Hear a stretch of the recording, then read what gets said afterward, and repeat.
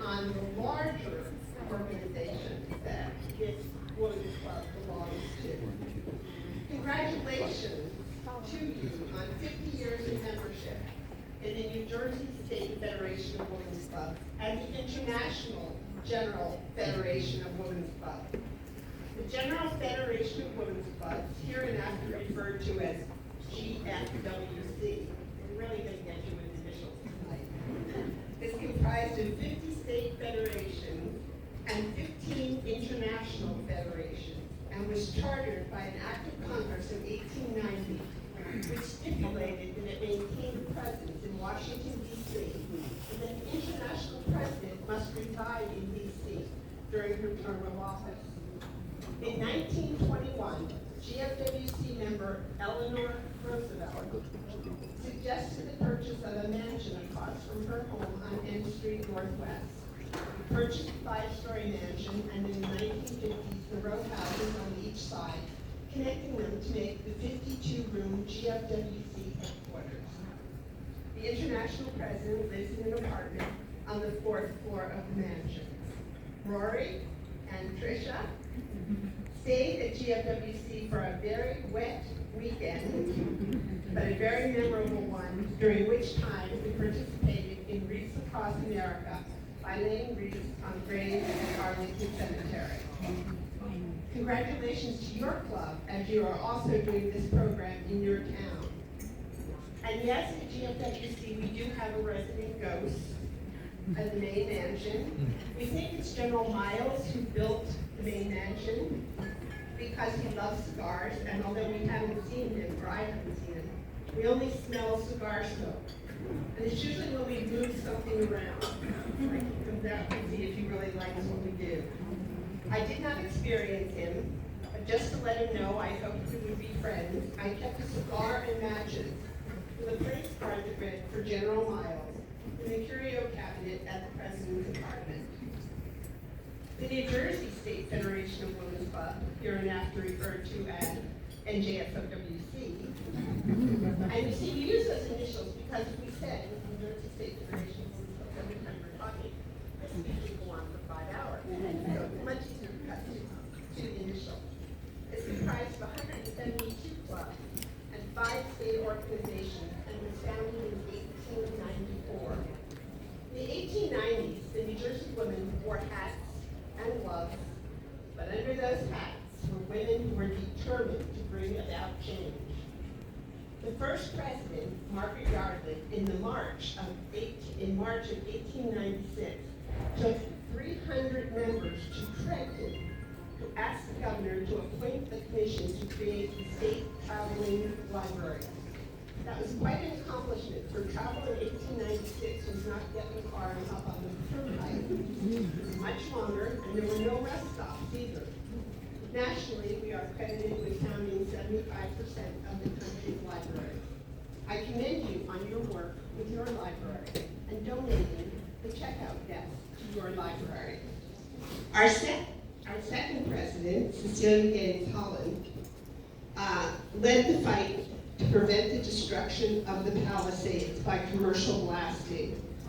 New Jersey Governor Voorhees said, "Ladies, this is a hopeless task.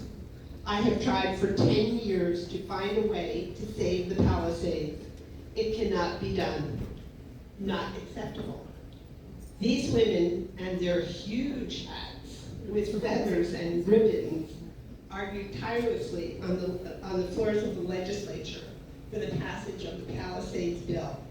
Cecilia Gaines Holland, the president, was described by the newspapers as, quote, one of those positive blondes. I don't really know what a negative blonde is. She was described as a positive one. Positive blonde with an exciting speaking ability. The bill passed in April of 1900 and was reported nationally. A watchtower built by the commission and dedicated to the NJSOWC, which is us, looks down on the Palisades to keep watch. In 1906, the Cranford Village Improvement Association and the New Jersey members started the National Women's Letter Writing Campaign that resulted in the passage of the Pure Food and Drug Act. The NJSFWC Cranford Village Improvement Association is recognized in the United States National Archives in Washington, D.C. as the first women's group in the country to influence legislation. The New Jersey women didn't have a voice, didn't have a vote, only a voice. And they raised those voices during this time to the legislature to create the child labor law, the law prohibiting children from working at night, the law requiring fire inspections at factories so that the Triangle Shirtwaist Factory fire would never happen again in this country, and the establishment of kindergartens. In 1919, one of our proudest moments, the NJSFWC, through funding of $54,000, opened Douglas College. We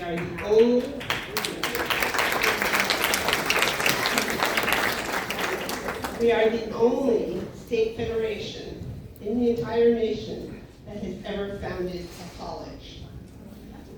And we did it because we felt that women should have a place for education as men did. The Federation continued its support by donating the Science Building in 1922, the Music Building in 1928, and the funds to the Library and College Center. In 1948, the NJSFWC held the first 4-day Girls Career Institute at Douglas College, enabling rising seniors to experience college life and attend lectures on possible careers. And I know that your club has sent delegates to GCI, and we so thank you for your support. I have to tell you that on the first night of GCI, the president of the New Jersey Federation addresses the delegates, welcoming them and telling them a little bit about what's going to happen, etc. The year that I was president, one of my daughters, Susie, was a delegate to GCI, and she made me swear on I would never see any grandchildren she bore if I revealed to anyone that she was there. So as I spoke, the girl sitting next to her said, "Gee, you and that lady have the same last name." And Susie said, "It's a common name." As we came into the 1940s, in New Jersey, we took off those hats as they got in the way of our work. During World War II, the NJSFWC raised $1,169,338 and purchased 11 Hellcat fighter planes for the Air Armada of the Navy.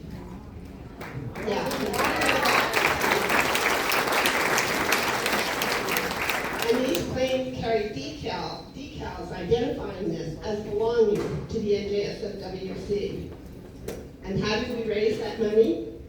Hosting our drama theater tournament parties, using our hands making thousands of cakes and cupcakes. And are you ready for this? Using our lips, manning kissing booths. I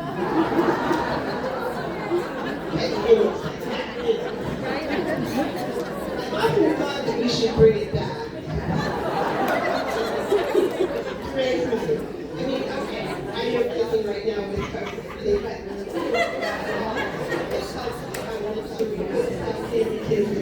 and it would give you a chance to highlight this fact about the planes that we bought for the Navy. And in addition to those planes, in 1944, by the sale of war bonds and stamps, we purchased 6 ambulance planes named for the NJSFWC. In 1945, the U.S. State Department invited the General Federation of Women's Clubs to send 3 delegates to the conference in California where the charter for the United Nations was drafted because of all of our work through the years promoting a United Nations. I sit as GFWC NGO delegate to the United Nations. NGO means non-government official, which means I attend all General Assembly sessions. I may speak, I may propose resolutions, but I may not vote. And I had the joy of navigating traffic jams caused by the UN being in session during that time. It's not the time to get around New York. A general federation of fun tidbit during this time.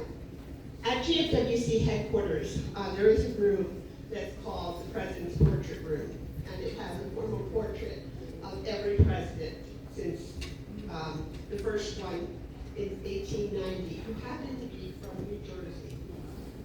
Yes, Charlotte Emerson Brown was from New Jersey. She was our first president. It only took us 128 years to get a second president from New Jersey, namely me. There's a lot of other little states in there. And we are the third longest generation. But in this portrait room is a formal portrait of every president.